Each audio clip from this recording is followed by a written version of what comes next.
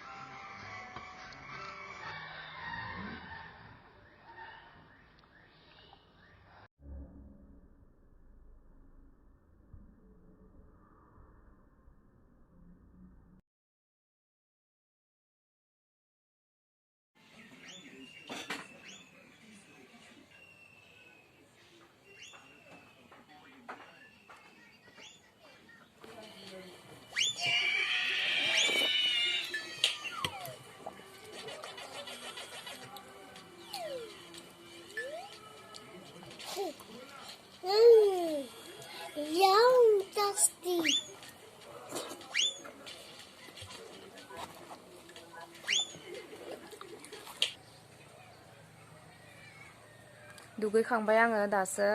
खर' लोबदों नै। दा आरो सानजौफुनि ओंख्रि संनोसैलाय। मा जोंनि बोथोरा दिनै जोबोर गुसुथार, नै सान्दुङानो दुङाखै, गोजांसो गारदों।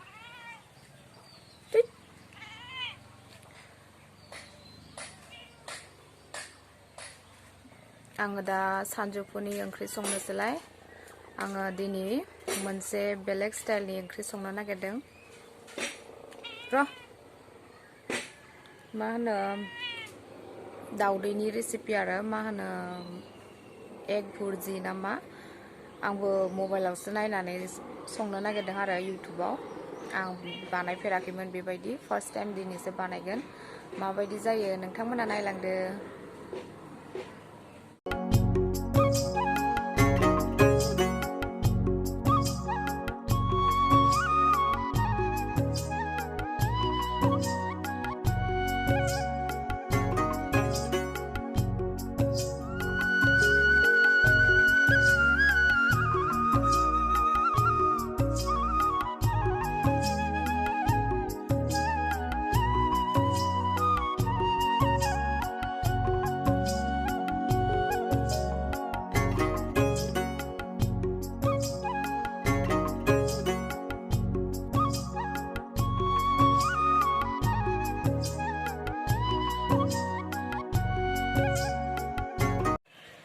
नै लोगोफोर आङो एग भुर्जि बानायनो थाखाय दावदै दैब्रै लाबाय बेनिफ्राय नैबेखै टमेट' सुवाखै आरो आङो दा सुगोन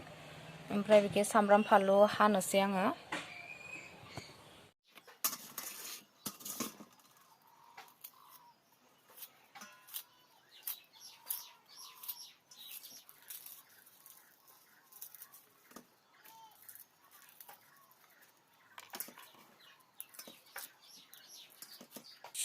साइकेल पामगासिनो सासे जोंना बा साइकेल पामहोदों आङो दा दावदैखौ सिफायग्रोनानै लानोसै नैबे खुरियाव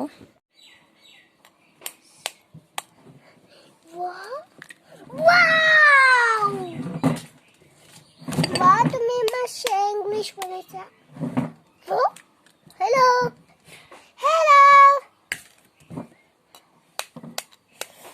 संख्रि एसे होनोसै हालदै एसे होनोसै बेनिफ्राय मिक्स खालामनोसै सिथिं सिथाथार गथ'आनो खामानि मावबाथाय गावसो गोरों जाबाय दे जाबाय दे हरदो हरदो गोलैगोन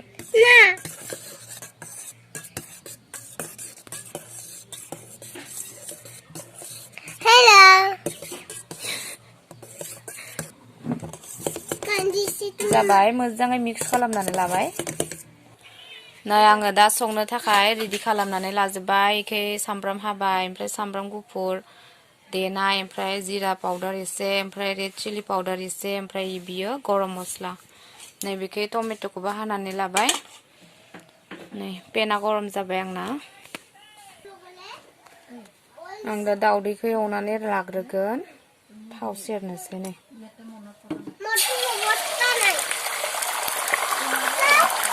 दावदैखौ आङो दा एग्लिनानै फिसा फिसा बानायनोसै दावदैखौ नै आङो एवनानै फिसा फिसा माबानानै लाबाय फिसा फिसा सिफायजोबनानै लाबाय आरो जाबाय आं बेखौ दा खांनानै दोनथ'नोसै भिडिअ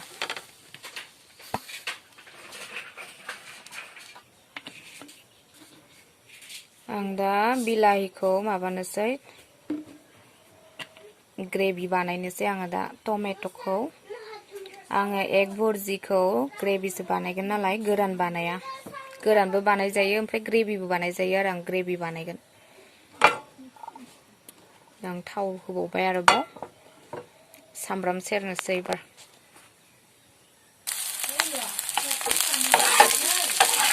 मस्लाफोरखौबो होजोबखानोसै आङो खेबसेनो मबाइल दोननानैबो भिडिअ खालामनो हाया फारसेखै लानांगौ फारसेखै हरनांगौ नालाय स्टेन्डबो गैया ओंखायनो होजोबखाबाय आं खेबसेनो हालदैबो एसे होखाबाय टमेट'खौ होनोसै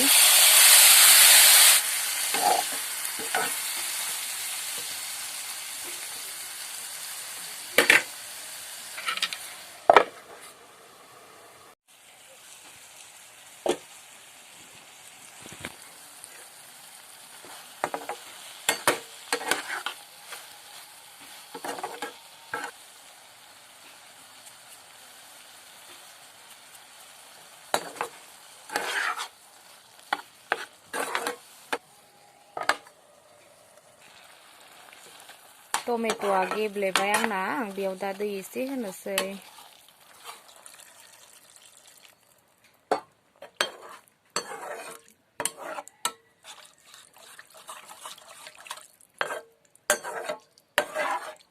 गोदौबाथाय ओमफ्राय दावदैखौ होनोसै आङो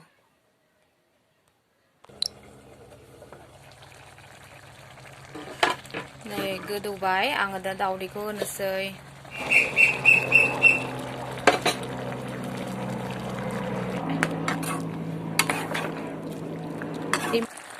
दुन्दिया गैया नालाय आङो दा बेखौनो होनोसै मगा दुन्दियाखौनो न'आव थानायखाय बेखौनो होबाय आङो मिजि मिजि हानानै लादोंमोन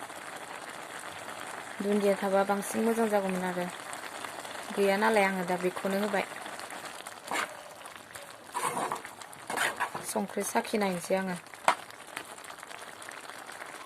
जा मोजां नुखाबाय नै गोजानो जानो लुगैलायबाय आङो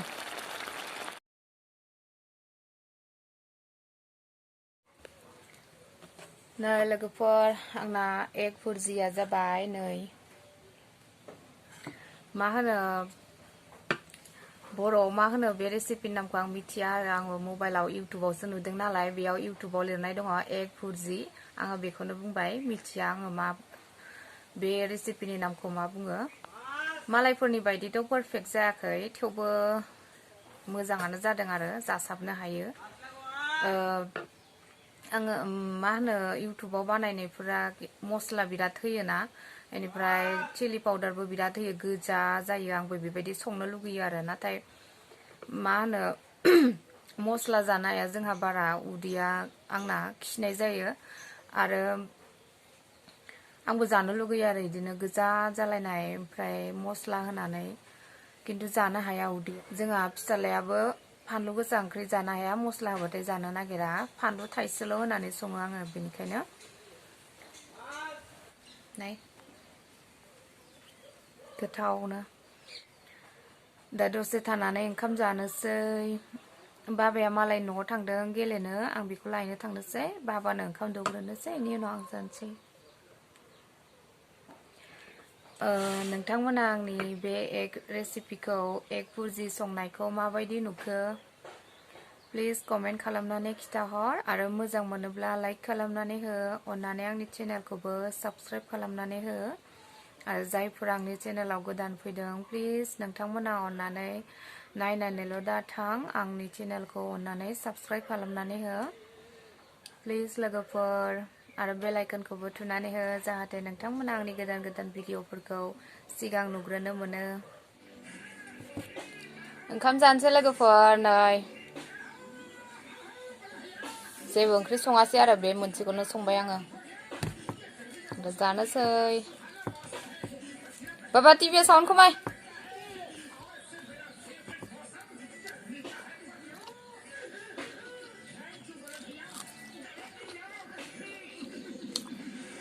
गोथाव जासाबदों गोथाव जायोबो नङा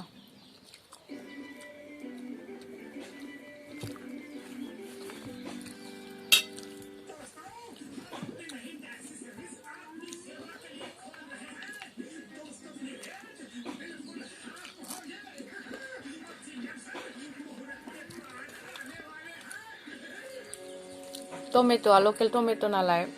एसे गोखै जादों दाख्लै बिनानाव लाहानिफ्राय लाबोनायमोन जोब्बाय दिनै गैला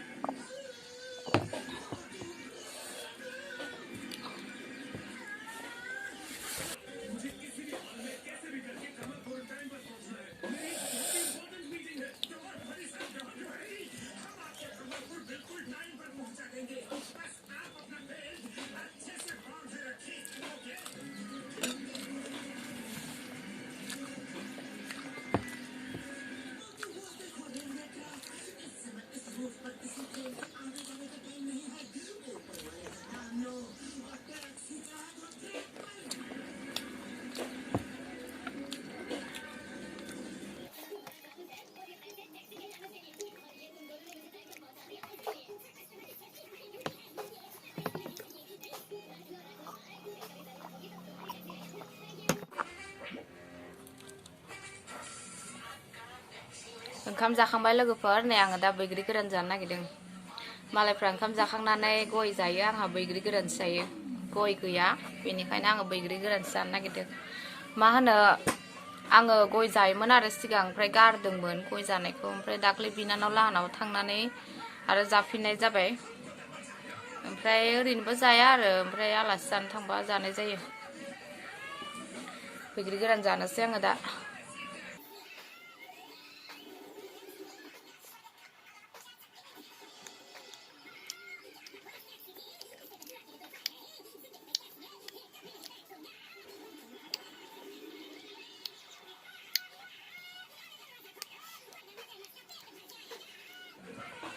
दे होमबा लोगोफोर आङो दिनैनि भिडिअखौ बेखिनियावनो दोनथ'नाय जासिगोन नोंथांमोना आंनि भिडिअखौ नायनानै मोजां मोनदोंब्ला प्लिज अन्नानै लाइक खालाम कमेन्ट खालाम आरो आंनि चेनेलखौबो अन्नानै साबस्क्राइब खालामनानै हो प्लिज लोगोफोर अन्नानै बयबो सापर्ट खालाम आंखौ नोंथांमोननि सापर्ट मोनाब्ला आङो दावगालांनोबो हानाय नङा बेनिखायनो प्लिज रायजोफोर अन्नानै आंखौ सापर्ट खालाम लोगो मोनफिनगोन होनब्ला नेक्स्ट भिडिअआव दिनैनि थाखाय बाय बाय